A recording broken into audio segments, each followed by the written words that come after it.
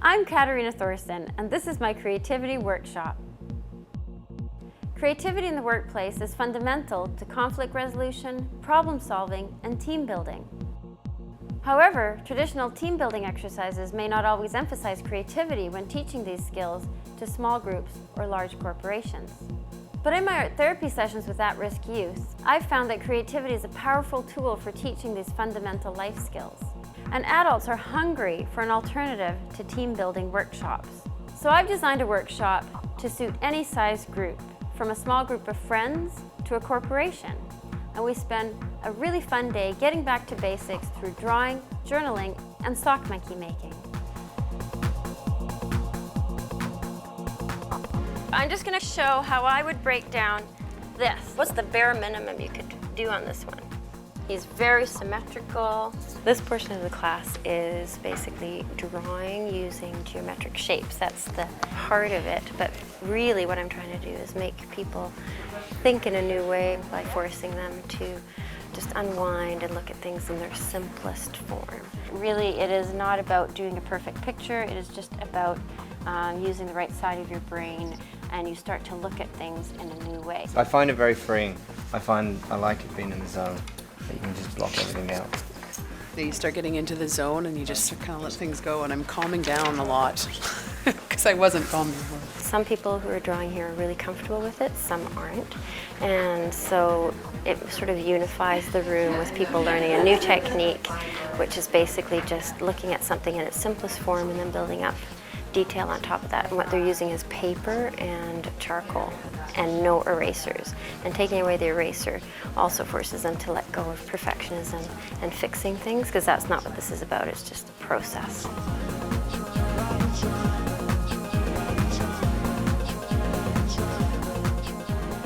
Really could be for beginners to advanced, all sorts of levels of drawing skills. You don't need to have any skills at all coming into it. Love it. Like I'm not an artist, but I love doing it with Kat. She makes you feel safe about what you've done, always, which is awesome. And it feels nice to get your hands dirty.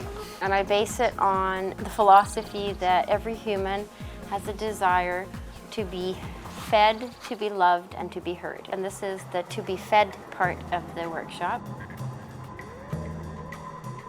The next part of the session is to do journaling, because journaling is about putting your voice onto paper, which I consider the to be heard part of the workshop. We focus on a word, and creating a journal page is a way to teach people how to get in touch with journaling without the typical way of writing a diary, which it's often interpreted as, or keeping a meticulous account of your life. It's more just spilling your guts out on a piece of paper without rhyme or reason and seeing what comes out of it. I take the class through all sorts of different types of journaling techniques and talk about what journaling is, how you getting in touch with a journal every day can actually help you in your everyday work and in your life on dealing with problems.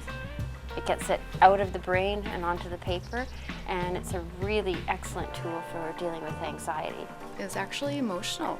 It was in a really good way. But I'm definitely going to be using the journals more in every subject. It's a really nice way to go about life, especially in times of challenge and uncertainty. So that's the to be heard. You're placing yourself in the world.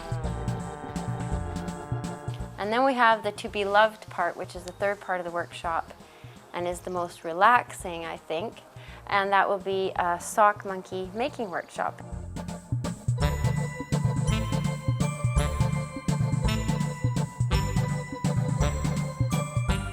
We learn how to create a little sock monkey, the classic stuffed animal, from a sock. And the process is so delightful, where you take an everyday object of a sock and you create this little creature. The sewing part is fun, relaxing, everybody's laughing, but that's not the only thing we do with it. There's also a real philanthropy in it, because I then discuss the purpose of the Sock Monkey Project, which is Operation Sock Monkey.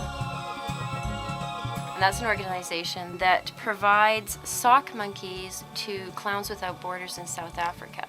And that's an organization that entertains orphans to AIDS, children affected by AIDS, children affected maybe by war. And they perform in South Africa and now Ethiopia and Sudan for kids. They, at the end of their performance, will hand out sock monkeys to kids. Because they're so popular, there's never quite enough monkeys. So after Christmas, I asked, would you like us to make some for you guys? And we'll send it to you.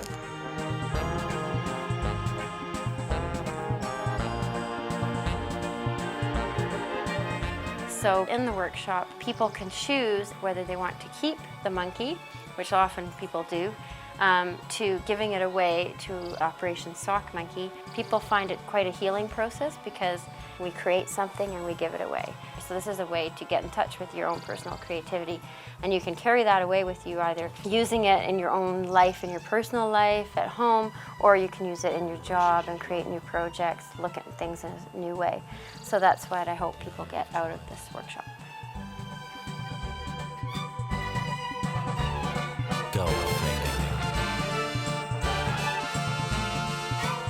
Diamonds are forever. Thunderbolt. Never say never again.